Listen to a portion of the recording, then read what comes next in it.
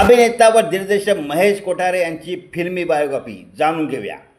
अभिनेता व दिग्दर्शक महेश कोठारेने वयाच्या 67व्या वर्षात पदार्पण केले आहे.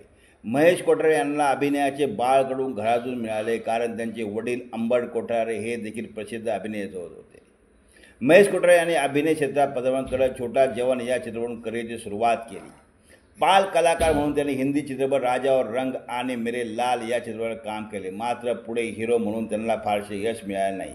एवढेच काय तर काही मराठी सिनेमात देखील महेशने हिरोसारखे काम केले, परंतु त्यांना मनासारखे यश मिळाले नाही. अशा स्थितीत त्याने चित्रपट निर्मिती आणि दिग्दर्शनाकडे आपला मोर्चा वळवला.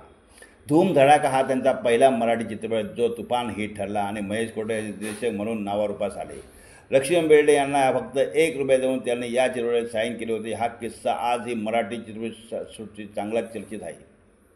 महेश कोठारे यांनी हिंदीतही मासूम आणि लो मैं आ गया यासारख्या चित्रपटाचे निर्देशन केले, परंतु त्यातील अपयशामुळे त्यांना आर्थिक संकटाचा सामना करावा लागला. मात्र मराठी चित्रपट पछाडलेला आणि खबरदार यांच्या यशाने त्यांची गाडी पुन्हा रुळावली.